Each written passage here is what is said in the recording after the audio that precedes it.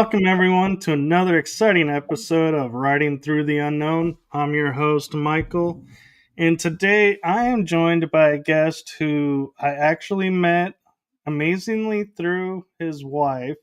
So that's a funny story there, but I was talking with him, and he has such an amazing background that I personally could not do it justice and don't know how he's done what he's done.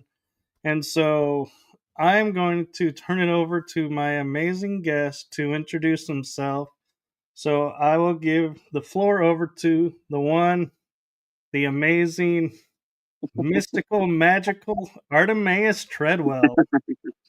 Boy, that's a hard introduction to live up to. I think it's a tall order, but thank you, Michael, for having me. I'm really excited to be here, actually, because we have a lot of topics in common for being, I guess, average humans just living this crazy paranormal life and experiences that we've had, and weaving that into information or knowledge that we can use moving forward for maybe the betterment of humankind, I guess you could say.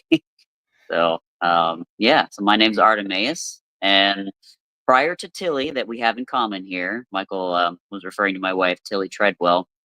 My life was, I would say, pretty average, and I didn't realize just how average until after I met her. Things changed pretty dramatically, and in a way that I don't think I could ever have perceived. And I'm still wondering to this day exactly how I got here, because it's never anything that I could have guessed in my wildest dreams. But yeah, for to make a really long story short, she being exposed to Tillie, marrying Tillie, being with Tillie, has, I would say, made me a much more balanced person through exposure to the paranormal and what might be on the other side of the veil through many strange experiences, and then just coming from my own background, which prior to her was all essentially human evolution, behavioral biology, evolutionary behavioral biology. So a lot of my background was in human nature, you could say, and then learning how that can be expanded and evolving from there has been pretty awesome. So that's in a nutshell where we're at today. Well, I have to virtually tip my hat to you to find the perfect balanced relationship that everyone's looking for. So, blessings to you guys, and Yeah. you guys are lucky. So, hopefully, not projecting anything, but many happy years to come. I appreciate that. Yeah, it is, like I said, nothing that I ever would have guessed. In fact, funny story, we even though I guess I can start with the very beginning, going back to the beginning, which was we met online dating. We were both looking for a relationship, and we had some pretty good rapport over, internet messages. But when we met for the first time in person, I have to admit, I was so full of myself and such a jerk. I didn't like her at first. It was so weird. But this is something that I've come to realize about Tillie, is that she acts like a mirror to pretty much anybody that meets her. They have usually some pretty extreme responses. Either they're just so mesmerized and happy to meet her, or just thankful for getting to know her, or they're like, the other end of the spectrum, me, which was like, oh God, she's just so happy. And then you get so, I don't know. For me at that moment, I didn't realize that it was acting like a mirror. How she was revealing that as happy as I thought I was not. I had a lot of garbage that I needed to work through, and just from that, initial meeting experience, that turned out to be pretty telltale for for me, and really for anybody that I've seen that has met her. Wide range of experiences. But yeah, that first night was, gosh, trying to do it justice here. The thing that changed me forever didn't happen until much later in the date, because I did luckily decide to continue on with the date, because I thought maybe I'm wrong about something. We had such great rapport, via messages, that, maybe I'm missing something here. So went through, the rest of the date, and it was interesting because we finally started talking. We went to a mall, an indoor mall. This was before they turned into, what looks like zombie apocalypse material, practically empty. Although this night we were walking around, good conversation, and we actually ended up getting locked in the mall. The security didn't even know that we were there, and it's not like we were trying to hide or anything, but we went to go leave. I was going to take her home, and we were locked in the mall, and that's when security was like, "Oh, hey, crap, I'm going to let you out of here." And by that point, things had started to loosen up a little bit. I wasn't, had my head so far up my butt anymore. And we get out to the car, and I'm getting ready to take her home, and she decides to kind of drop the psychic bomb on me. And she reveals to me what I can only describe as like a deep knowing of my soul. So, like a very intimate knowledge of who I was at my core, and not like the facades, the characters, the masks, the egos, all of these things that the average human are just walking around day to day, living their lives as essentially an ego or a character. She was relaying to me things about myself that I had never even written down, much less told anybody else about just who I felt that I really was deep down underneath everything. And it was like she just reached in way deep down into my psyche and just plucked this information out. And as she's telling me all this, she's giving me further validation by saying, and there is this being who is representing himself as a Native American chieftain. And he says that he's here to help, facilitate this relationship that we're starting. And I knew exactly who she was talking about. Even though our family didn't have any Native American ancestry, my dad was a big collector of Native American artifacts. And we had been gifted, I don't know by whom, I can't remember where we got it from, but we had been gifted a very, very old portrait of a Native American chieftain. And she described this individual with the headdress and the colors and, the pose and everything about him. And this portrait hung on the wall just outside my bedroom door. And she kind of described him as like a spirit guide almost, in a way, somebody, there consistently, literally watching over me, there to help. So this first night, she, reaches in, gives me this information about myself, and further validates by saying, this other person that is associated with you is here to help. Up to that point in my life, I didn't realize just how starved I was for that type of intimacy that I think so many people are always searching for, which is to be known and loved on that kind of, absolutely deep core level, despite all of our, traumas, all of our childhood baggage, all of our defense mechanisms that we develop as a result of that, the nasty ones sometimes that push people away. Underneath all of that, I think a lot of us just want to be known, seen, and loved in that way. And it's tough for some people because that ego wants to be, so, rebuffing, like, to be that vulnerable is also a dangerous thing. And that goes back to evolutionary biology. Not everybody wants to be quite that vulnerable, even though, on an emotional level, they crave that, a lot of them. So I didn't realize just how untrusting I was too of really everybody, and that unless she had given very specific information to me and then also said, and I accept you, I love that about you, it would have been, I think, impossible to crack open that, really hard defensive wall that I had built, that a lot of people build around themselves after so many, failed romantic experiences, or even just childhood trauma, because we've all got it, no matter how good our parents were, we've all got it because nobody's perfect. And setting the groundwork in that way for me, I think, paved the way for me to be able to accept other experiences, other potential explanations for reality, empathizing with other people, and not just other people, but non-human entities as well. The things that she has taught me and the experiences that I have had with the paranormal don't seem to line up with a lot of the more negative or anxiety inducing or fear based responses that a lot of people seem to have with the paranormal. And instead, it's been the opposite. I've gotten a lot of very positive experiences with the paranormal. And again, an understanding of perhaps non-human psychology that maybe makes me a little bit better of a candidate to be able to communicate with these other entities eventually as I continue to work on things, rather than what we always say that aliens and non-human entities tend to do, which is, lock their doors when they fly by Earth because it's a scary place to, to be, and don't want to interact with most humans because of that very um, I guess, closed off, aggressive, judgmental nature that a lot of people tend to just have as defense mechanisms. And I just want to really quick say Mhm. sorry about the lighting.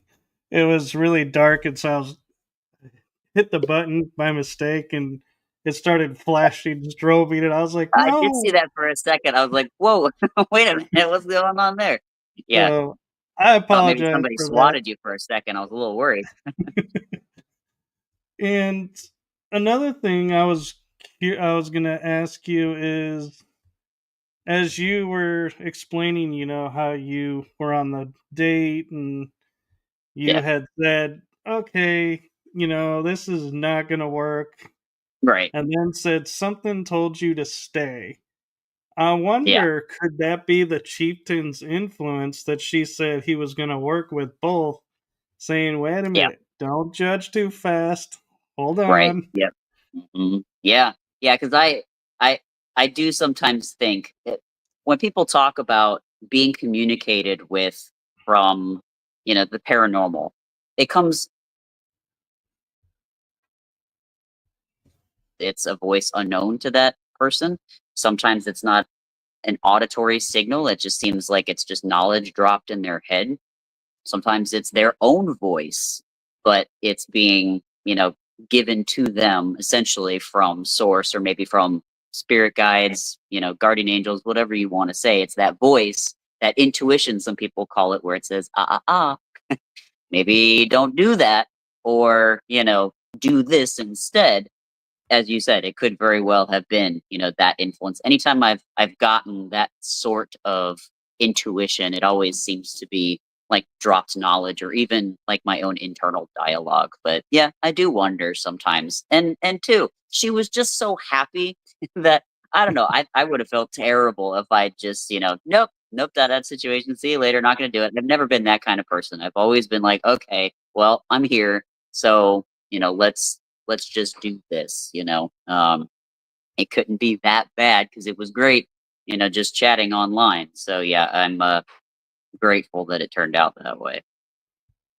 I am too, because I get asked a lot of times, why are you always smiling, and why are do you have any other emotions? And I'm like, I do. I just this is the one I'm in right now, and Right. so I kind of, in a way, can relate. I think to both of you, and thinking, yeah, I can see, how when you're always smiling and so happy that it can rub people the wrong way because they're like, what are you hiding? Because nobody's this happy. But at the Yeah. same time, it's like we're being our authentic self. And so we don't know how else to be. And so Right. Yeah. I'm glad that you took the chance, so to Yeah. speak. And I want to apologize even for maybe anybody that's asked you that or yeah, asked you that question also, eh, that when somebody, oh, why are you so happy? It must be da da da da da. That portion, that's one facet of the ego. When people respond to you, they're not actually most of the time responding to you. They're responding to what their projection or expectation is of you based on their prior experience. And that's how the human brain typically works. It's always scanning through your experiences, learning through your experiences for things that either help you or hurt you. And the brain is loaded, front loaded more for watching out for things that hurt you. So if there's ever been an association with, let's just say, somebody laughing because they, were trying to pull a fast one on you, ended up manipulating you and hurt you in the end, it might actually cause you to be suspicious of people who are, actually genuinely happy or smiling. So that's, one more thing that I have learned about, human psychology and the ego that can make it so much more difficult to actually have genuine, intimate relationships just with other people.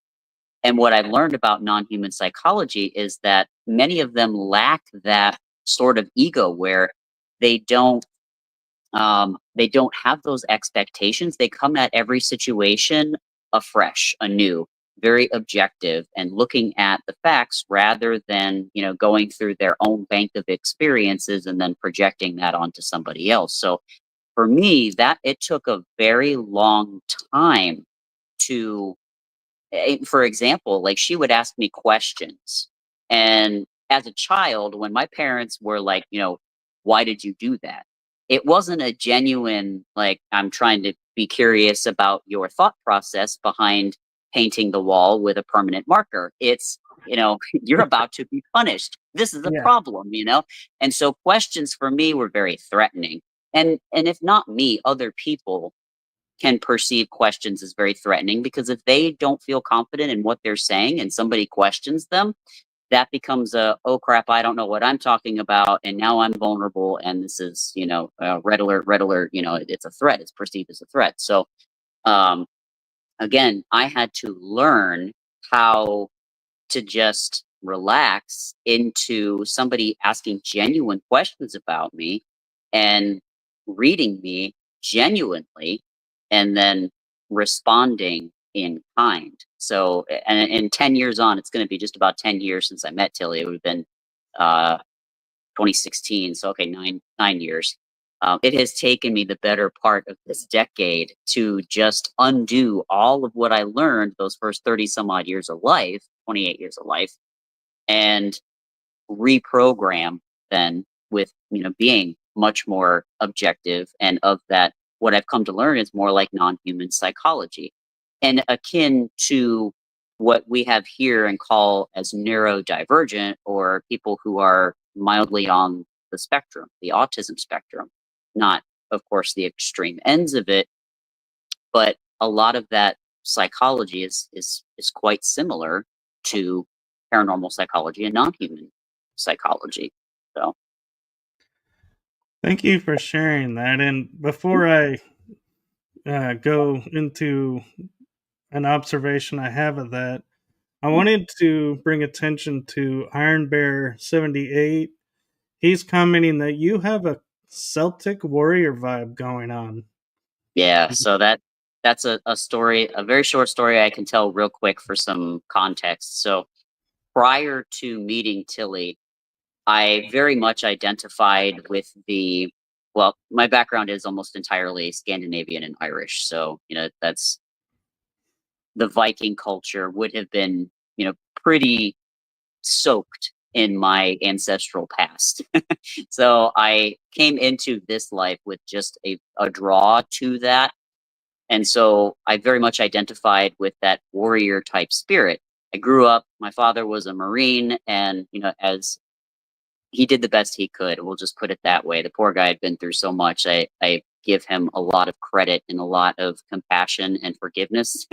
But growing up in a household with a Marine, one of the tougher military branches for a father, you can imagine that there wasn't a whole lot of room for, emotional sharing or sensitivity in that way. So, it was basically, you're tough, you can handle it. And that became my ego, my persona. And always just felt that draw to the Celtic vibe. So yeah, I do a lot of, in fact, this entire three pieces that I have, my shoulder and then, here on my arm as well, is meant to emulate the armor that would have been perhaps common, and then also some artistic rendering. But that aside, yeah, that was my entire thing before Tillie, and then this tough kind of tough guy thing going on, and then for her to reach in and go, you're not so tough. There's all of this underneath there. It was oh boy, that was that was a very raw and vulnerable experience, but something that I didn't realize I desperately needed. So yeah, this is I carry all this as a reminder of where I've been. I don't regret any tattoo I ever get, because for me it's all about documenting the journey and the progress, moving forward. So this was been the first third of my life, and I've got other tattoos now already figured out for the second third, and maybe eventually the last third. So Well, there you go. And real quick, I want to say thank you to your father for his service. And the observation I was going to make, that I'm glad you shared your perspective of how people see each other, is I grew up in the metaphysics. So for me, when I would see someone, I would view them as a mirror of me. So whatever I liked about them is what I liked about myself. Whatever I didn't like about myself. So that's how I viewed every relationship, every friendship was, okay, what are you showing me about me? And what am I showing you about you? Are we, can we work together or not? What am I needing to learn by myself, and moving on? And so I wouldn't say I have a lot of friends that I would say I have attachments to and would be like, these are my go-to guys, so to speak. But I do make friendships, and I do, create like a family instead. And so, as you were explaining how you were viewing it, it kind of made me look at going, that's interesting, because the way I'm looking at it, I never thought to look at it that way. And maybe there is something more than just the mirror effect. yeah, no, I give you a lot of kudos for even having the awareness to recognize that other people could be a mirror for you, that there was, something more, more influence there than what might be readily visible. And that's not something, I'll fully admit, I was a great example of the Dunning-Kruger effect. I thought I was hot shit and that I knew everything. And the exact opposite really was true. And I lacked that sort of self-awareness. You could say that I was very egocentric, still very much like the average child, I think, where there's pretty, self-absorbed, self-centered in that way, and that's just part of their natural normal development for the average kid. I'm not saying they're all that way, obviously, because people like you and Tillie certainly are out there. And yeah, I so kudos to you for having that from a much earlier age than me. It took me until I was, again, probably in my late 20s. So after that prefrontal cortex finally started to, solidify and develop, that happened somewhere in your mid 20s, where that portion of your brain that's supposed to be there for critical thinking and risk assessment, logical reasoning finally starts to, develop more fully, become mature. It wasn't until a little bit after that point that I finally started developing what you have had seemingly all along. And yeah, so kudos. Well, thank you. And we keep talking about the ego, and I know that's not really a paranormal topic, but to me, it's something unexplainable. And so to me, that's paranormal. Paranormal is anything unexplainable. So, with that in mind, my interpretation of the ego that I found that resonates with me is to look at it as the earth guide only. It's here to help you on this plane, this world, in this dimension, and that's it. Now, there are arguments of, well, if we're going to move on and evolve, we got to take the ego with us. Others say, no, the ego, in essence, is killed off. And others like, you don't kill it off, you don't take it with you. And I'm like, so I'm just curious, in your background and your studying and your experiences with Tillie, how you would view the ego. Yeah, awesome question. That actually, for me, plays perfectly into all of the paranormal. It has a lot to do, in my opinion, with paranormal experiences. So for me, the ego is an avatar, basically. So when we're here in this dimension, in this reality, it is an avatar that's there to help facilitate particular experiences. And I agree with you that it doesn't ever really go away. In fact, nothing ever goes away. Everything, exists all at the same time, matter neither created nor destroyed kind of thing. So the ego is the avatar that we put on to have, a certain, very certain experience for our souls. I believe that we figure out for the most part what it's going to be before we get here. We come here, we have some choices and a little bit of leeway, but it's pretty set roughly what we want to experience through the ego. As you said, I think it's necessary here because part of it is trying to keep this meat suit alive for any period of time, however long you're going to be here. So it's necessary in that way. But for me, where it plays into the paranormal experiences is what I've noted is that the stronger the ego, so the more self-absorbed that somebody tends to be, the less perhaps open-minded that they are, and the more tribal they are. So what they'll do is they're very quick to say, that group or entity over there is either, friend or foe, and they'll ascribe a judgment based on that. And with that, the non-human entities who are very low in ego, who do not see good or bad, there is no such thing as, evil or good. It just all is. There's a time and a place for all of it. There's a purpose for everything.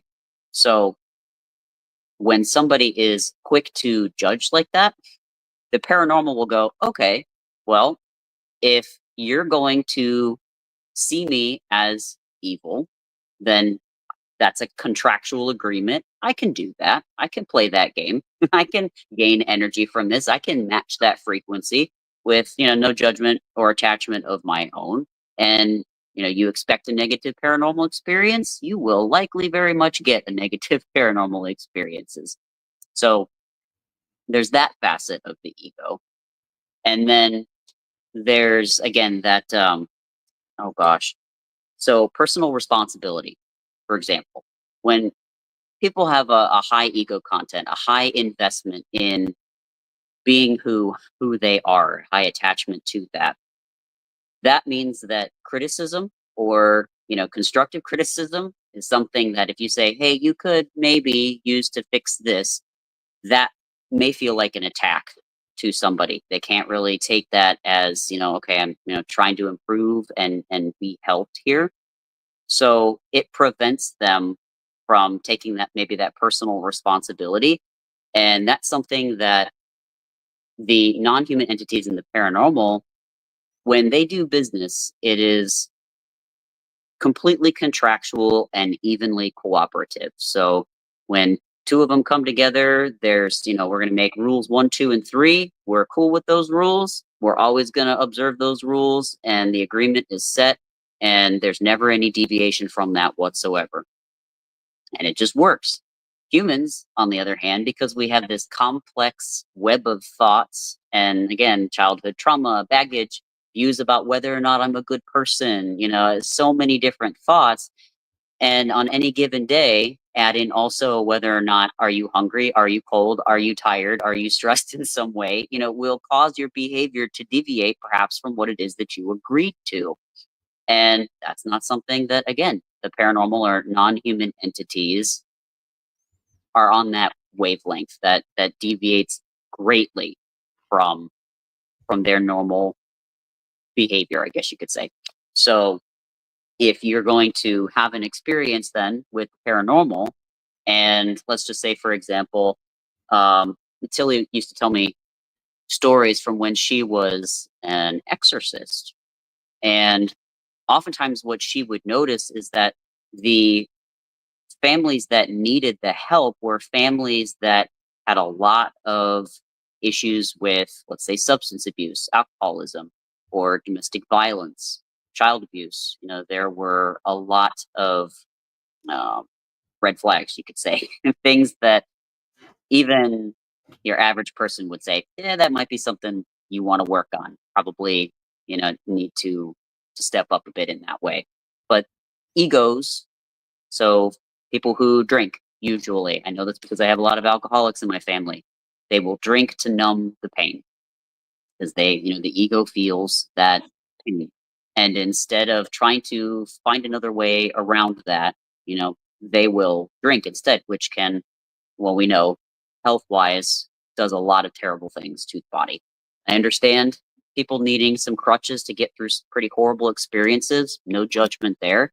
It's just when those things become chronic and intrusive, obstructive to, living a healthier life, then that is an invitation for these entities to insert themselves into that situation, because everything that you do has an impact on the things around you, whether you can see it or not.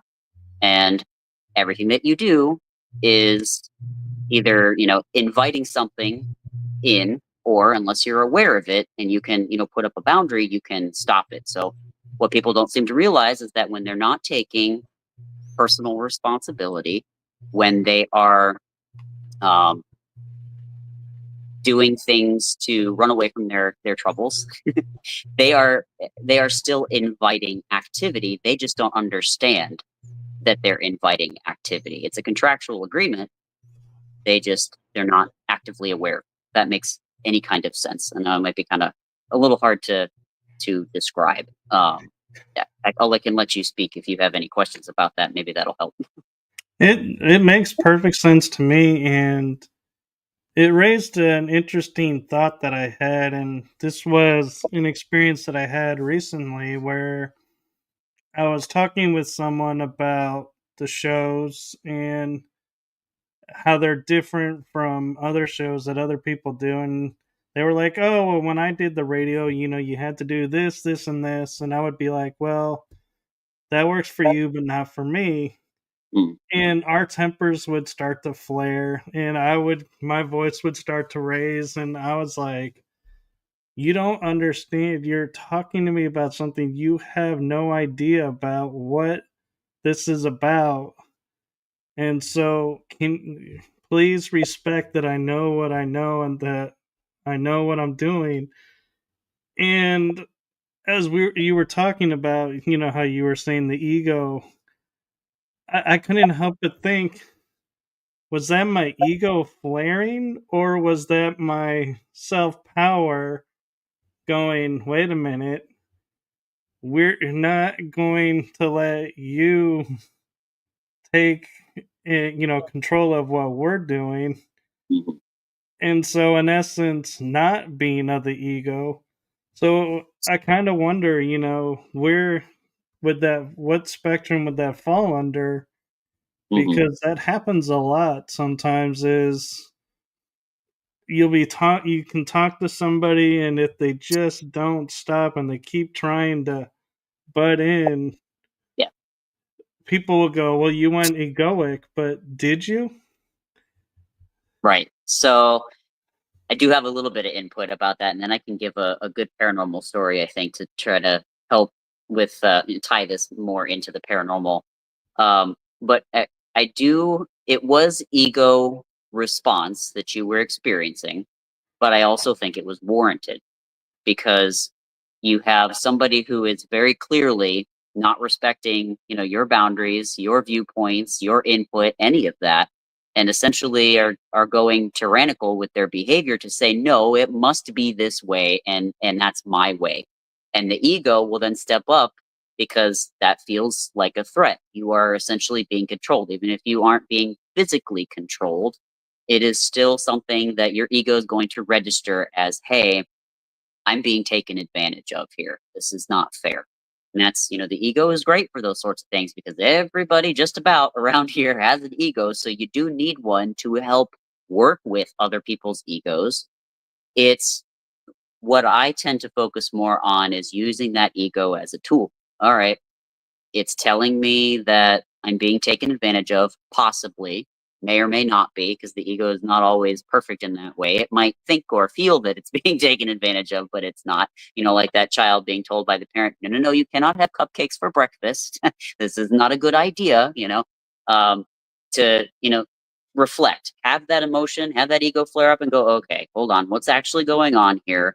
And then to de-escalate that situation before you put yourself into full-blown fight or flight that was catapulted by your ego, and now you're completely out of control, unfortunately, and not so great things can happen as a result.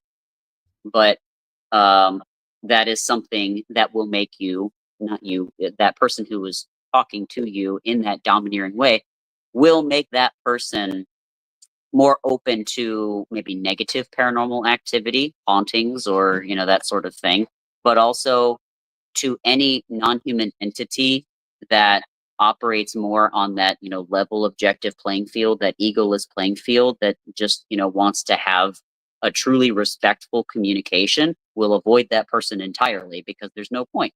They're constantly operating in that high ego state. To further, I guess, a story about contractual relationships in non-human entities. So Tillie, she has the ability to speak to non-human entities, beings on the other side of the veil, perhaps in different dimensions, quantum realities. I don't know exactly where they're all coming from, and they're at any point in time, they could be different places. But the one very negative, I would say, very negative experience that I had with the paranormal, most of mine happen in the dream state. So the stories that I tell will usually start that way. I'm in the twilight, so not quite asleep, but not fully awake. And for me, there's a reason for that. I'll give this little explanation real quick just to further tie in some more ego to the paranormal here. There's a state that the brain operates generally on autopilot every day called the default mode network.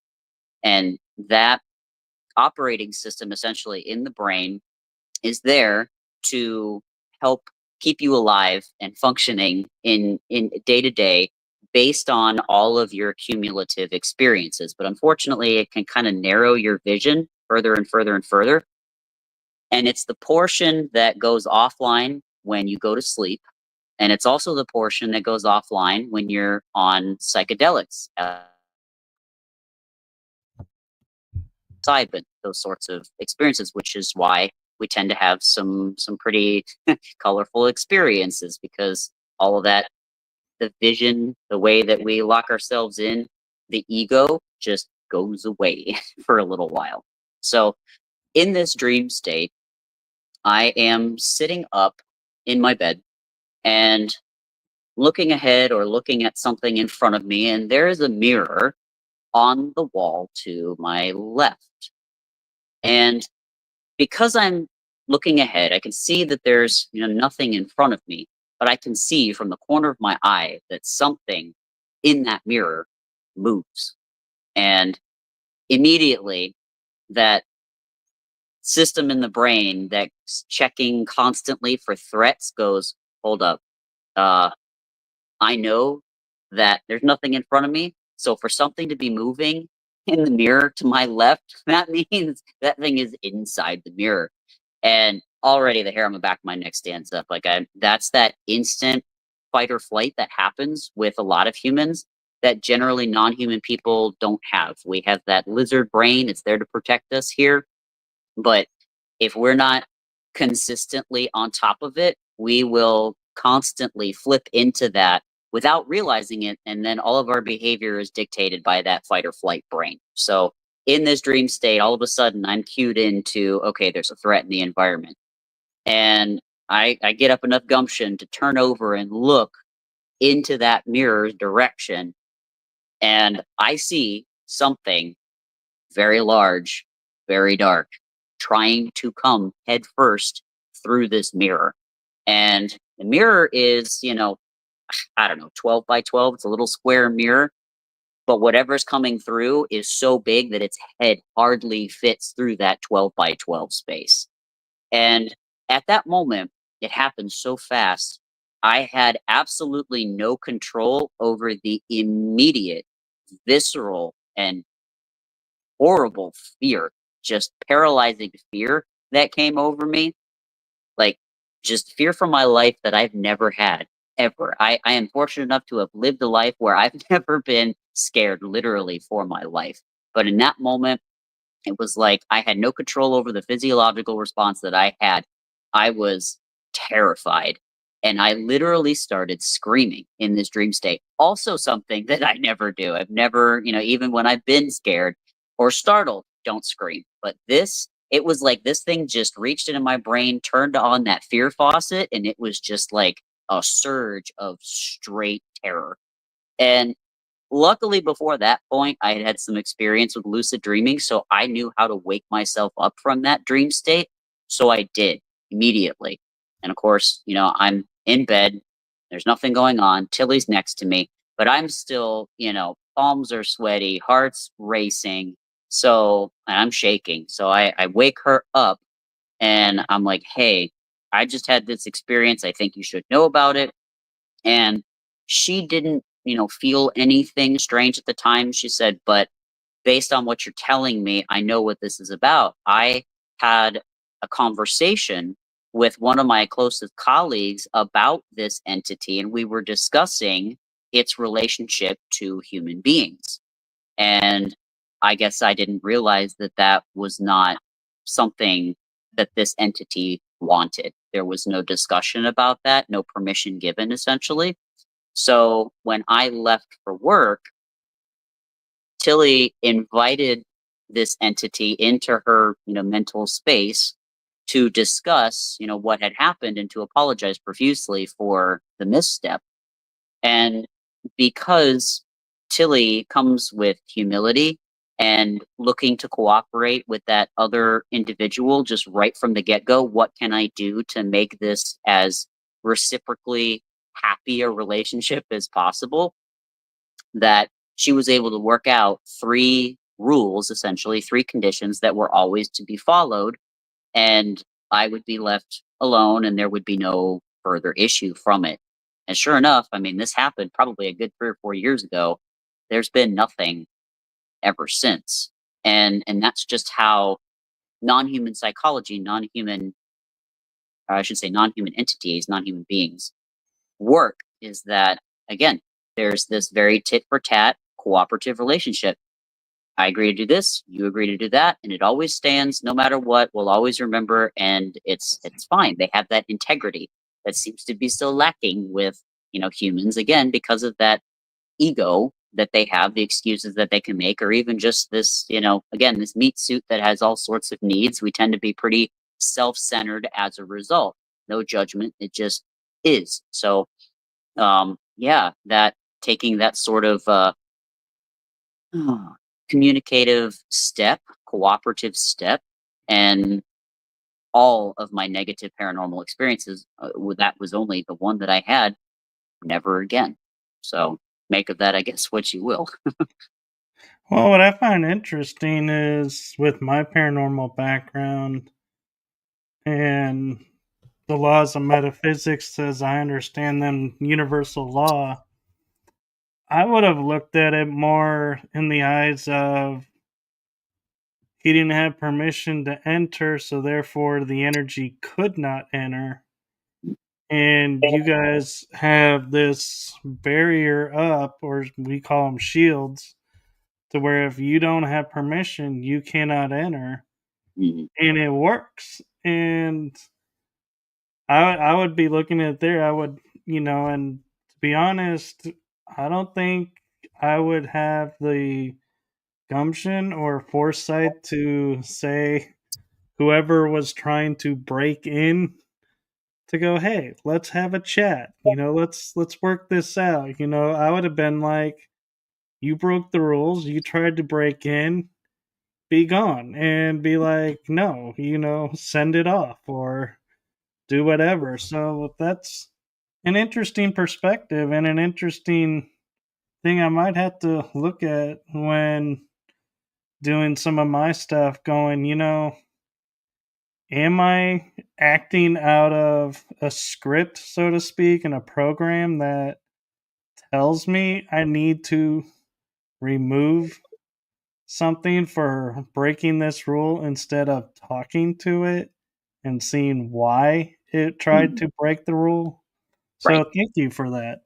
Yeah. So that actually speaks to the mirror. So, for example, and some people will call this victim blaming. I'm fully aware that that might be something that pops up here, but people who lack the sort of deep self knowing and introspection and personal responsibility don't realize, again, what they are inviting in subconsciously. They can consciously say, I don't want this, I'm putting up a boundary, but then everything else about their vibe is saying exactly the opposite. So, and again, that goes back to that whole tribalism thing where if something is attacking me, then we tend to think, okay, they are the enemy. But in the case of these paranormal entities, they're only responding to what you're putting out. It's not just I'm going to viciously attack you for the sake of it because I just feel evil. We reserve that for those entities with egos, which are pretty much people. These non-human entities don't have that. So if you are going to, put out that vibe, you will get that in return. So that's why, for me, that sort of deep introspection, clearing up as much of your own baggage and owning it as you possibly can, dedicating, that sort of clearing up and knowledge of self will go a long way to aligning your vibration to the things that you are actually saying. So, but so many people, there's a term, it's called cognitive dissonance in psychology and therapy, where, it's people who talk out of both sides of their mouth. They'll say one thing and do another. And it's because they lack that deep inner knowing. So, to be able to look at a paranormal experience and say, okay, I'm experiencing something negative here, and then to be able to say it must be something that I am doing is already a massive step that most people have not even gotten to. I understand why someone would call it victim blaming if we're talking about human to human interaction. That would be the case. But in the case of non-human entities, non-human psychology, the paranormal, it's what we would call the law of attraction. Even if we don't quite understand exactly what we're putting out, the universe does. See, So, and I find that interesting because when I talk with people about it, I'll say, you have to stand in your power, have 100% confidence and belief in what you're asking. You can have zero doubt. You have any doubt, don't do it because it won't work. And there's this law of, they say, well, you could say this entity, comes in and you're like, hey, you're not welcome here. And you mean you're not welcome here. And so it stays away. But then a couple of days later, you're like, I wonder what that entity is doing. They say you just invited it back in and undid everything. And so I like where you're sitting there saying, that's because you had doubt and you didn't fully believe. So we can talk about things and knowing they're not going to have power over us and we're not going to bring them back. So well, that's it. yeah. So something else further to that too is that a lot of these paranormal entities will take on forms that will serve the purpose for the interaction with that person. So whatever vibe they're putting out, then the entity will take that form. You might call it shape shifting. Some people call it glamour. They're different things, but if have you ever watched South Park? For a little bit of funny interjection here, have you watched the show South Park? I've seen maybe 5 or 6 episodes. Okay. Well, for anybody else in your audience that may have watched it, there is a specific episode where the main characters are interacting with an alien, and the alien asks them what form they would like the alien to take on that would most please them or most put them at ease. Because at first, the main characters see the alien for its natural form. It scares the crap out of them. So the alien's like, okay, well, then what do you want to see?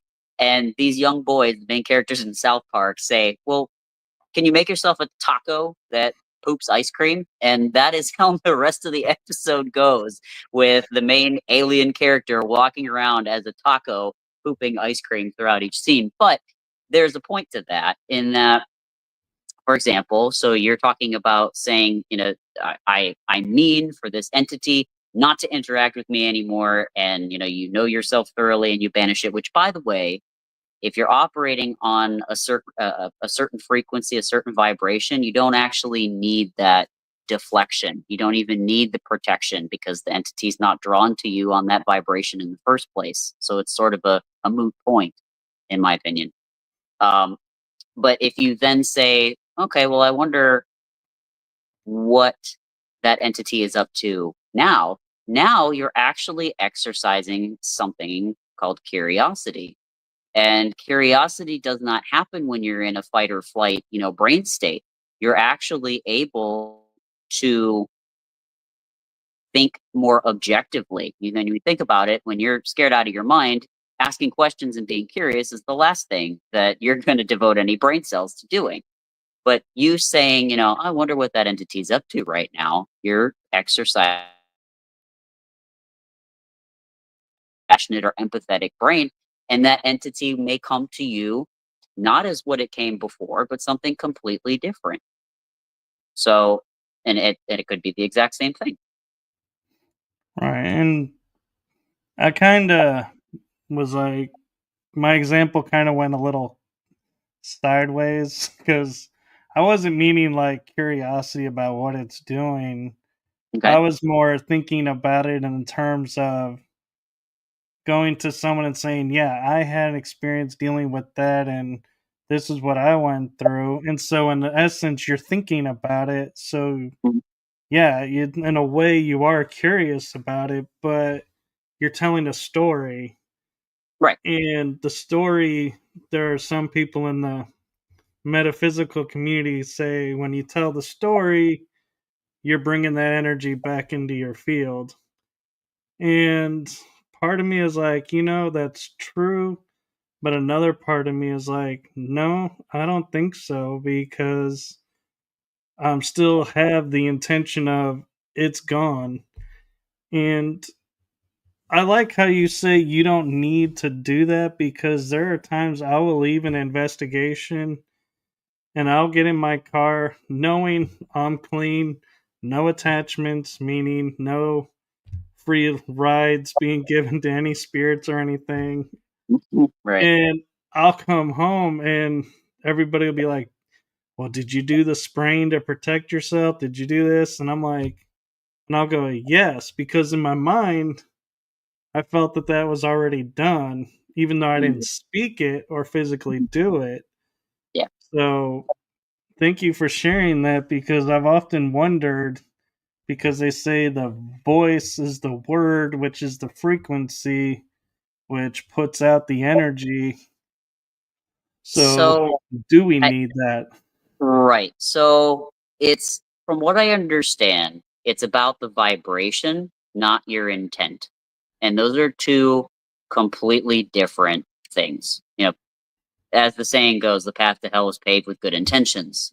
It's not what you're saying, it's what you're actually doing and following through on from that, vibrational level. So, practices like using Florida water or incense, or, they all can have roots in things that are scientific. Like, so for example, certain essential oils have been known to help calm your nervous system. So that will take you out of that fight or flight response. And for, spiritual matters, people will use some of those things because it does physiologically affect the body in a way that then has a spiritual or a paranormal effect.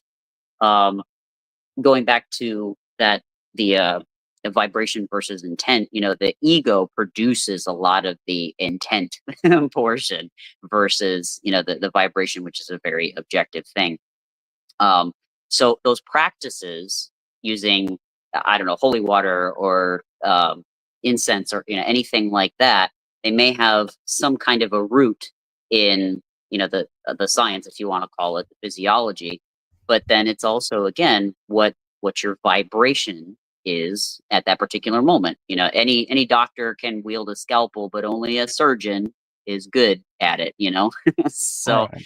it's the same thing, and it's knowing how to affect your vibration on that level and be consistent with what it is that you're doing that will then have a consistent outcome. Right. And I want to take a moment and point out we are getting close to the hour. Oh So I wow, want yeah. to be respectful of your time. If you need to go, we can. Or if you have a little bit more time, there are a couple of questions Yeah. still would like to ask. I just don't want to assume and you're like, oh man, now I'm late for something. No, that sort of consideration is very much appreciated, and also that humility, that empathy, also fantastic practice that non-human entities appreciate. Well, thank you. And my question for you, being paranormal, spiritual, all these different wavelengths, whatever we title we put on them.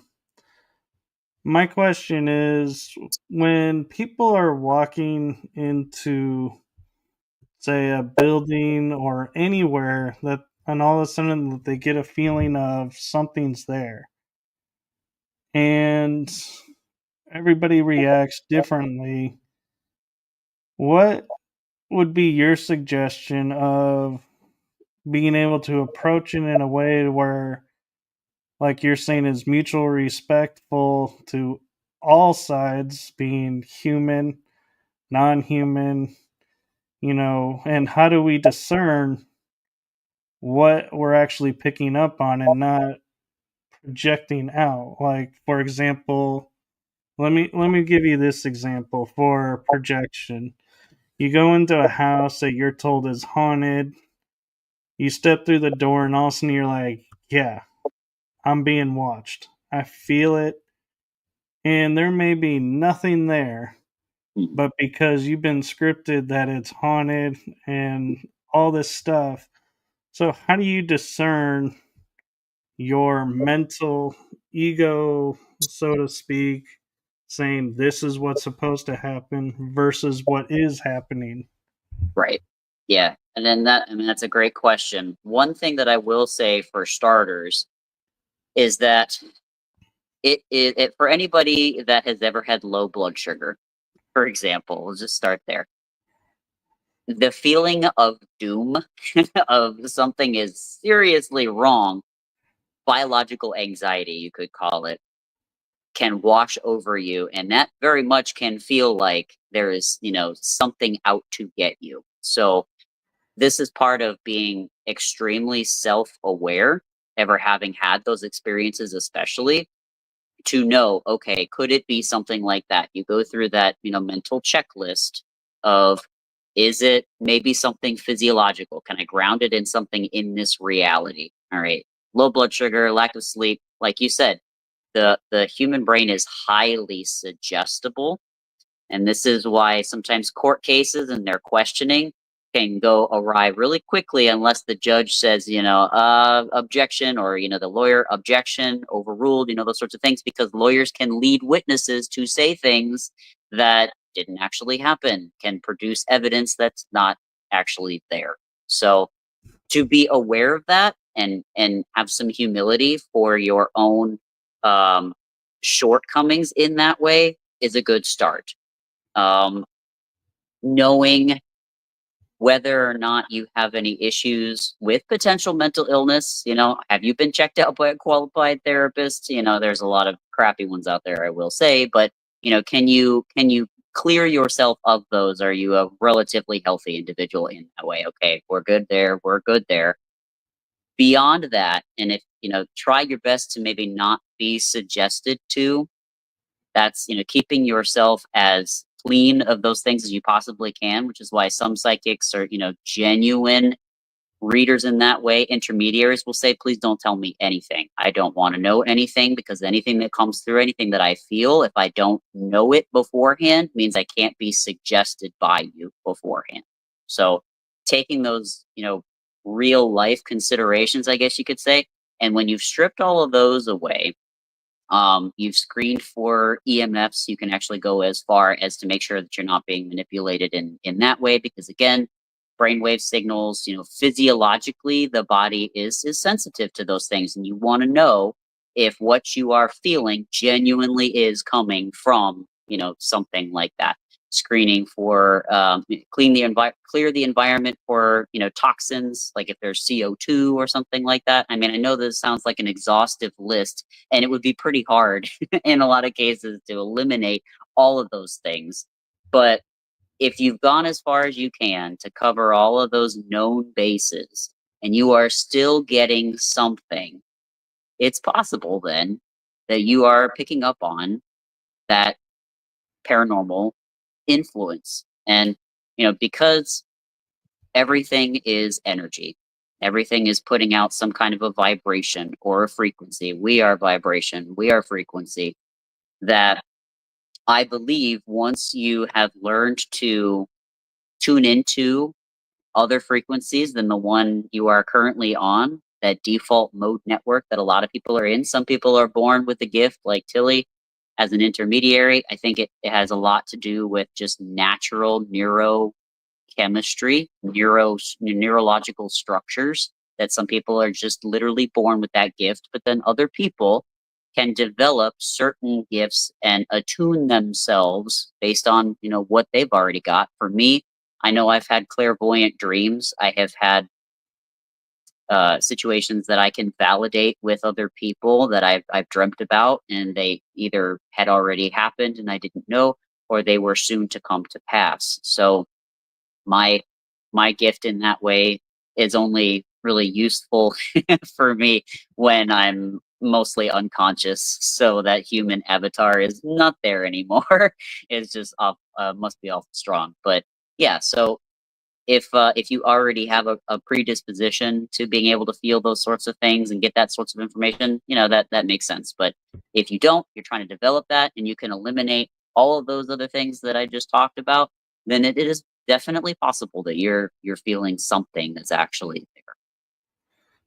So, is it because some people are operating on different frequencies that explains why some people can hear a voice, some people can see an apparition, and some people can hear? And this last one is tricky for me, and I'm kind of, I can't explain why, but is the ability to hear voices and sounds through white noise, because there's paranormal equipment like a spirit box where it plays white noise, and I've been with several people that go, it just said your name, and I'm like, all I heard was static and crap.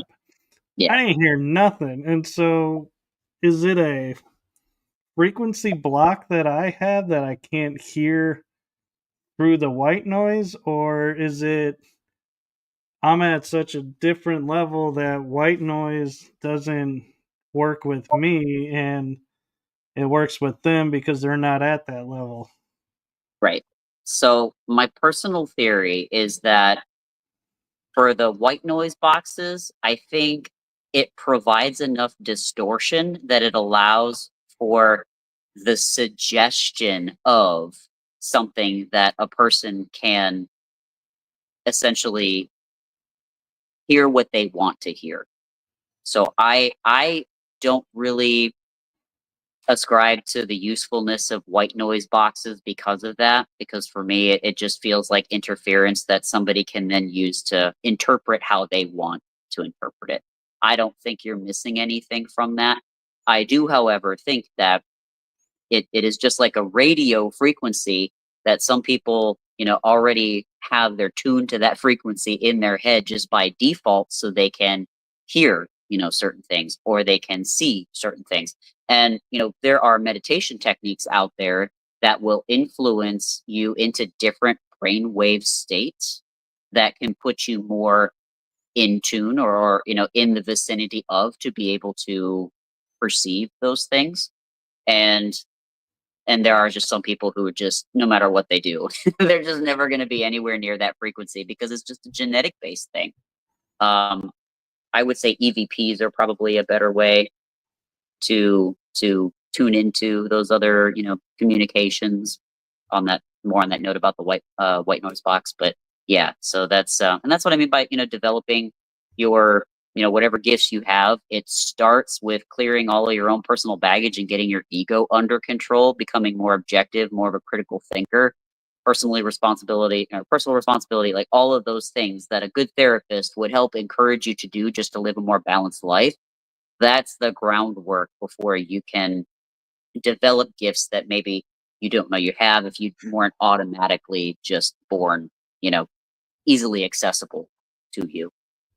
That makes sense because I have a couple of friends that I can send them a photograph and go, I don't see anything, but I know there's something there, but I just don't see it. And they'll send it back with like 10, 12, or 3 things on there. And I'm like, how do you guys see this? And I didn't see it. And then all of a sudden, once I seen what they seen, it's like now I can semi do it and start to see things. And so I'm wondering, the fact that they showed me something, does that activate that frequency? And now that frequency says, okay, we're aware of this. It's something we can utilize. It's a tool for us, so we're going to keep it.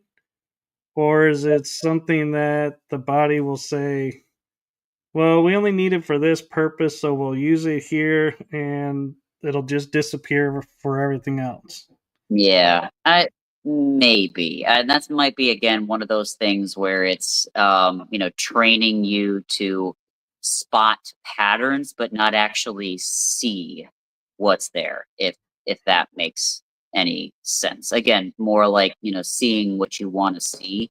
And because again, the brain, that default mode network, will selectively sift things out of your visual field in favor of things that it thinks are more beneficial to you. So, which is why, some people will, be able to detect threats, perhaps, more quickly than others, because they have maybe more bad experiences in that way, so that they're constantly on guard for that sort of thing. So there's certain profiles of things that they're looking for, so they will see those things more prominently, more frequently. But I think for paranormal sight, that that's just a completely different frequency, and it's not a matter of, like, training yourself into spotting those things. It's either you see it or you do not see it, and that anything else that you're trying to train yourself to see is just, making patterns perhaps out of something that maybe isn't really there. That makes sense. Right. It does. And that actually leads me in a way to my next paranormal question for you is, in I call it paranormal again because I call it anything unexplained. When we're going into like the sleep state or meditation state, some people I've met are like me and instantly go astral. We didn't need anyone to tell us how to do it. We just naturally did it. We could travel off world. We could travel to different dimensions. We could travel anywhere and as fast as we wanted to. Never, and we could never explain how we were able to do that. And you were talking about genetics and all kinds of things. So, is that possibly a trait that you think is passed down, and why some people can go out of body easier than others? Yeah. So I do think that, okay, so as far as passing it down, there are some lineages of families that do it. It tends to, run within the family, but then there's also even a concept in biology called, spontaneous mutation or spontaneous evolution, where something, will happen within the genes, and then all of a sudden it just shows up. So that is another, mechanism for change within genetic material. So both can be true. And yeah, I think it's just one of those things where, again, different paranormal gifts. So when I say gifts, I mean you could be particularly gifted at telepathy. You could be gifted at remote viewing. You could be gifted at astral travel, lucid dreaming. There's so many different paranormal phenomena, and they each operate on different frequencies within in this case within the brain that people will kind of have to dabble around to see what their natural gifts are. Or healers, Reiki healers. I mean, there's so many, so many, and just kind of seeing what you're drawn to and what seems to be more natural to you.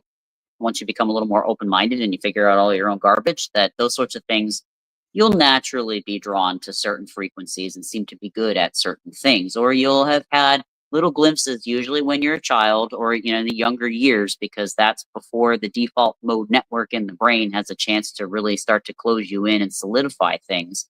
If you go back as far in your childhood as you can, and okay, what sorts of experiences have I had that kind of align with some known paranormal activity, and just follow that avenue.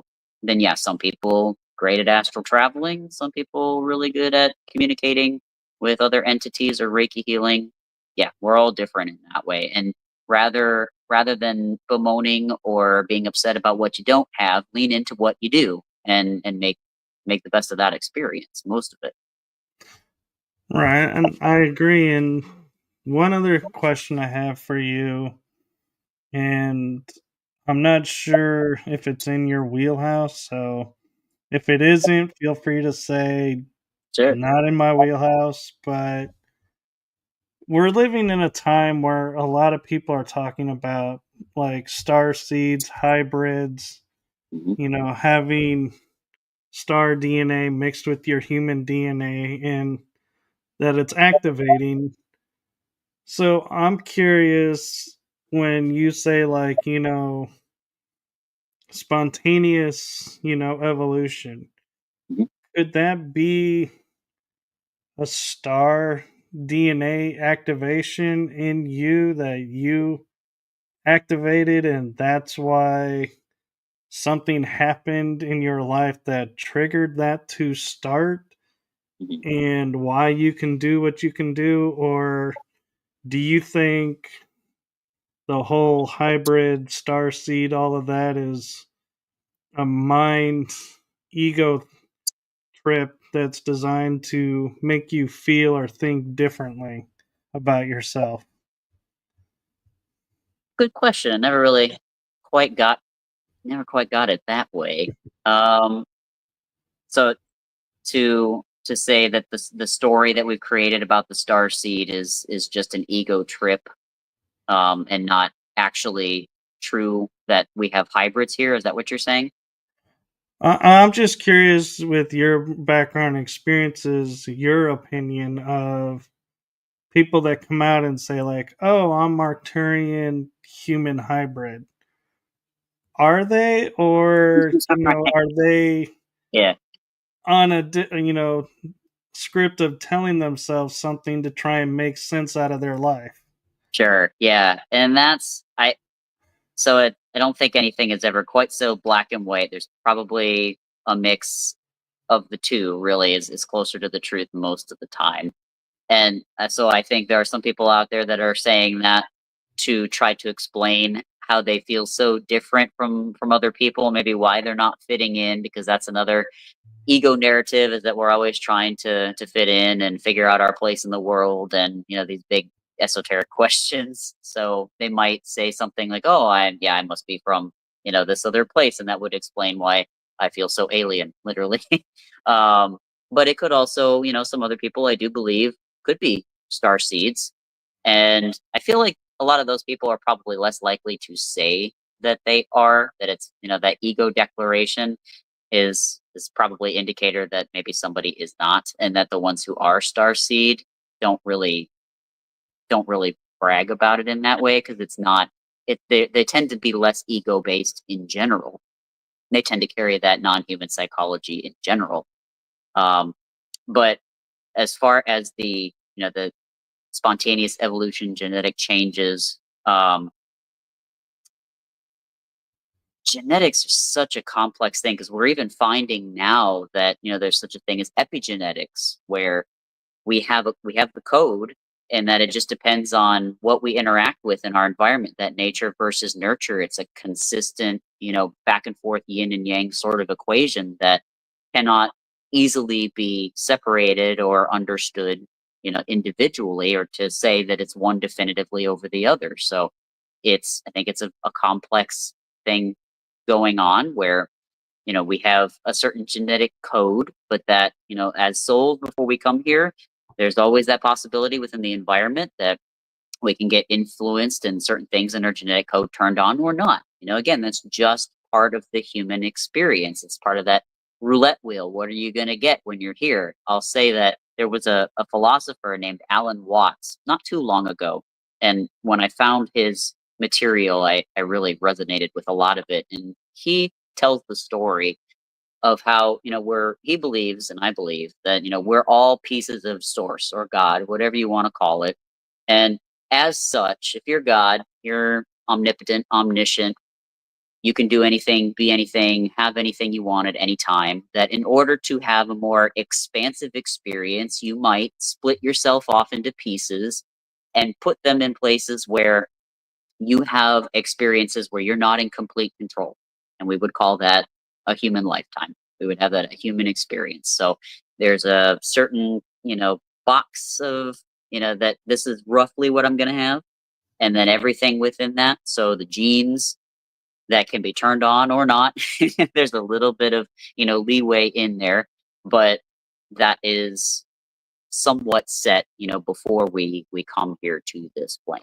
So I hope that answered your question somewhat about genes and such. It did, and I had to admit, I went back to look at your bio because you mentioned something in your bio that I don't know if you get asked a lot about, to be honest, Mhm. but it kind of struck me and stuck out with me. So, with the time we have remaining, I would offer to you time if you want to address it, or Mhm.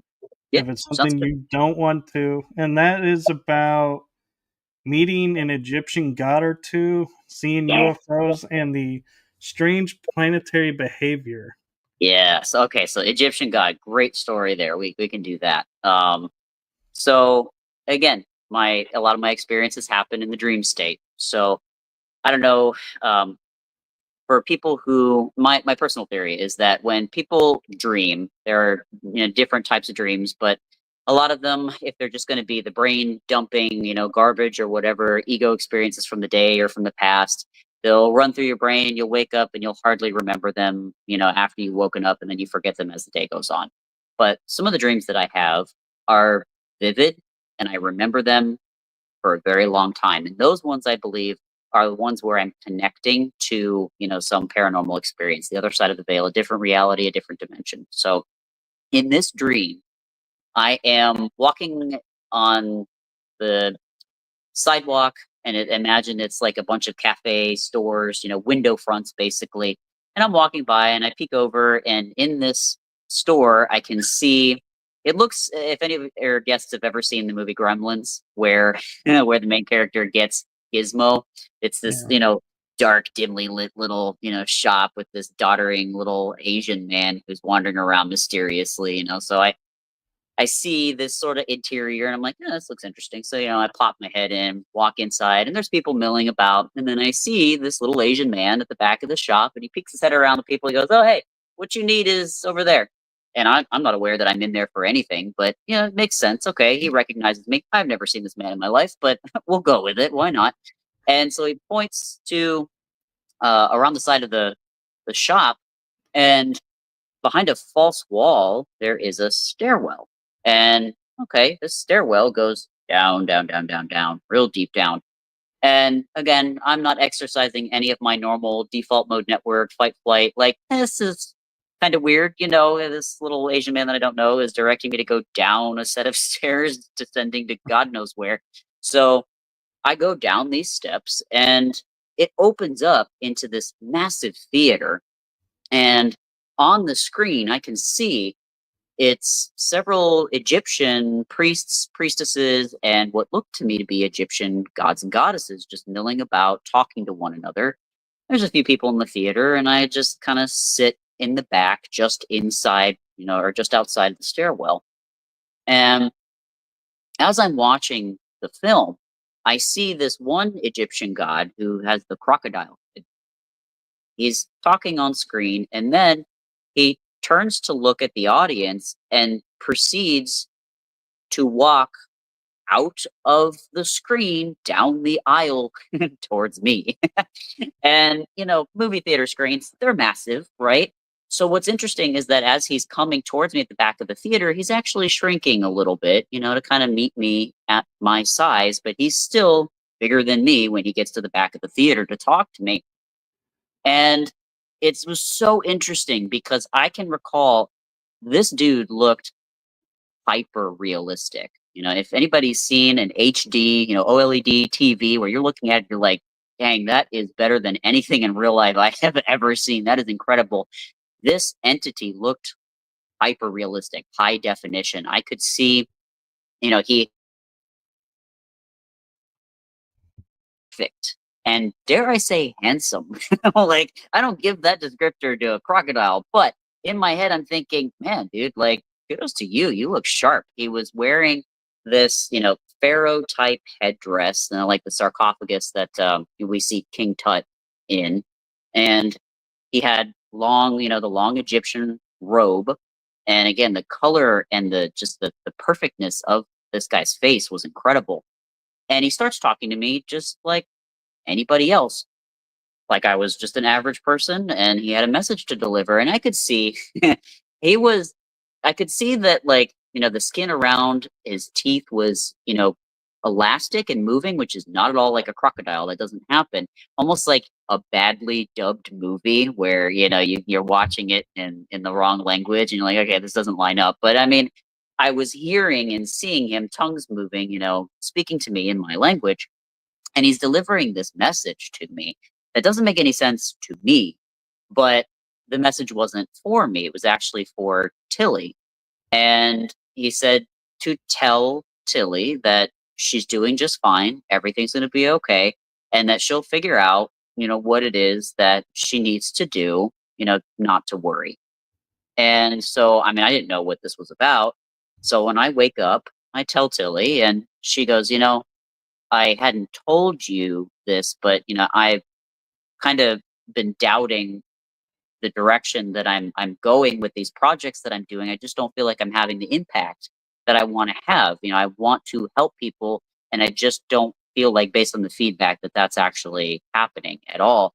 And I've been debating, you know, what I should do at this point. And you know, this happened relatively recently, within the last, I want to say, year or so. And she it was at this point that, you know, she had her own YouTube channel, The Weird Walk Home, where, you know, she was delivering messages that she thought would be helpful to people and just was not getting the feedback that she wanted. So she was trying to figure out what to do.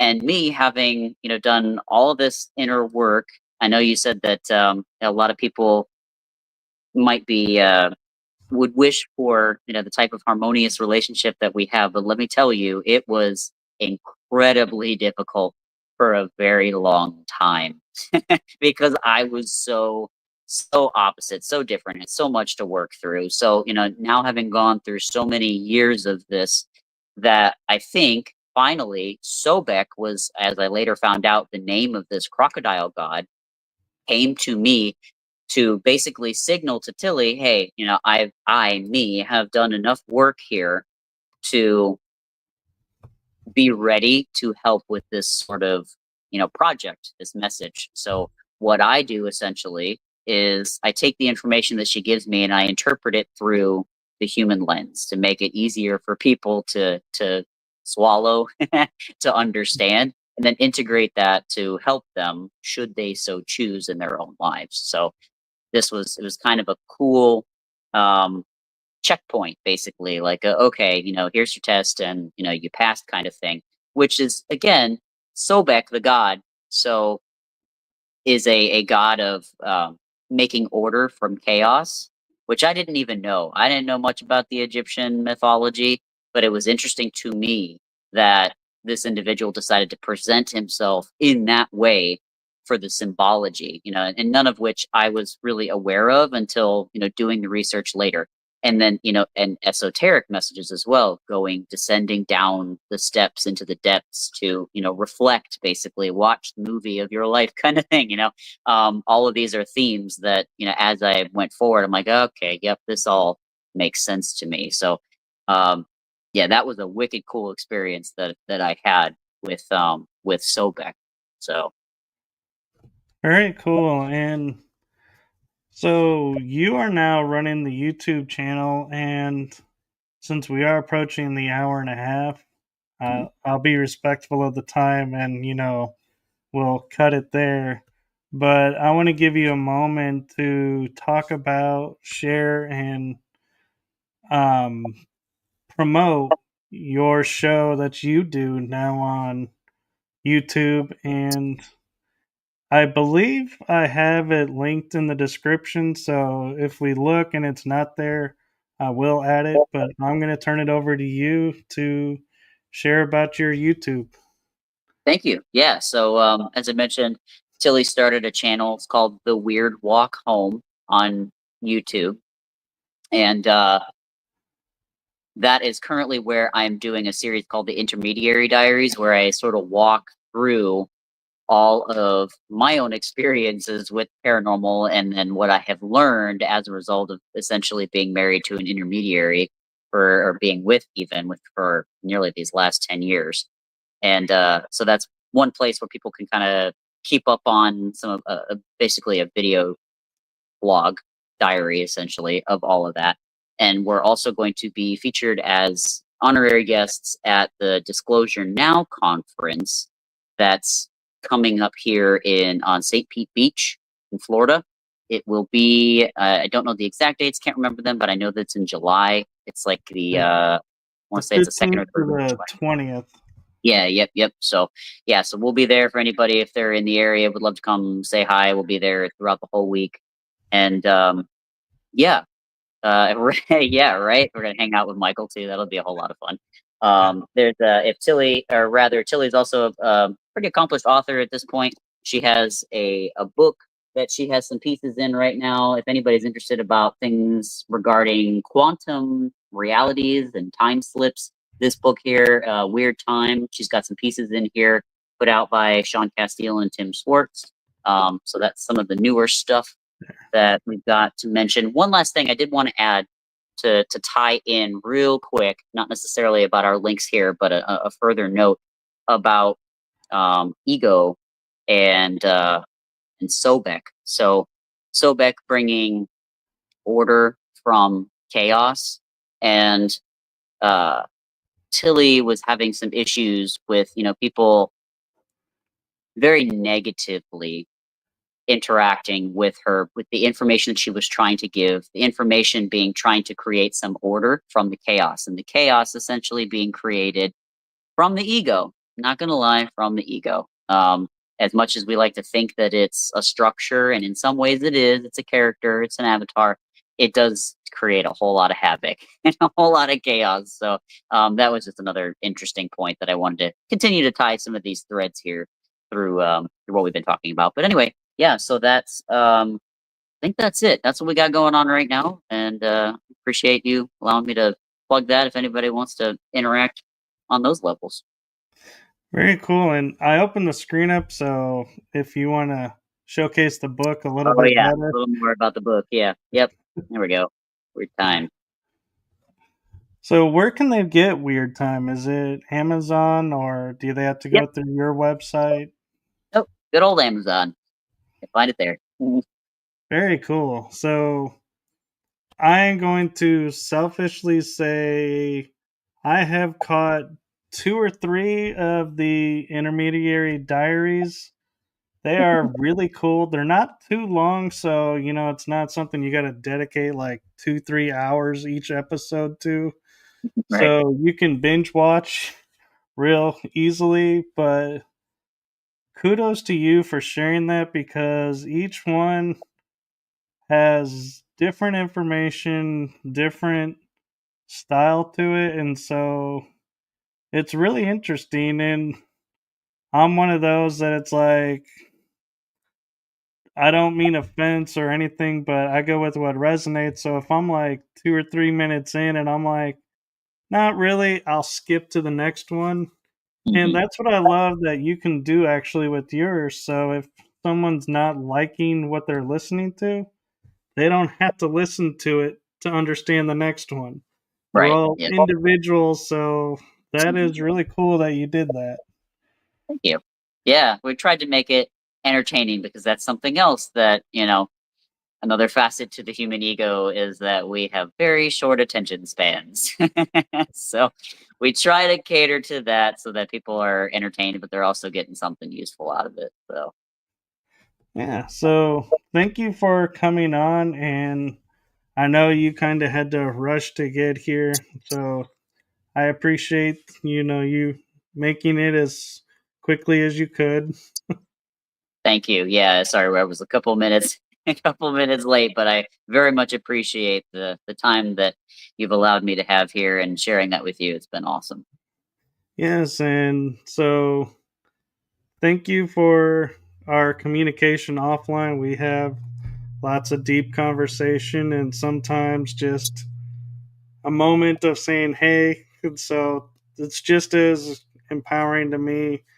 And so before I sign out, there's one thing that resonates with me to do that I'm doing now with this season, and that is to take a moment and say to you, and this is for Tillie, if she's watching or she can watch and catch it when in the replay. Thank you for your service to humanity, and thank you for what you're doing. It means a lot, actually. Oh, the feeling is very mutual, and I feel that same resonance to you. It's pretty awesome. Thank you. Thank you. And with that, I'm going to say thank you to everyone who is in the chat room. Thank you to Artemaeus, and hopefully we'll be able to get him on again. And if we're lucky, Tilly on as well.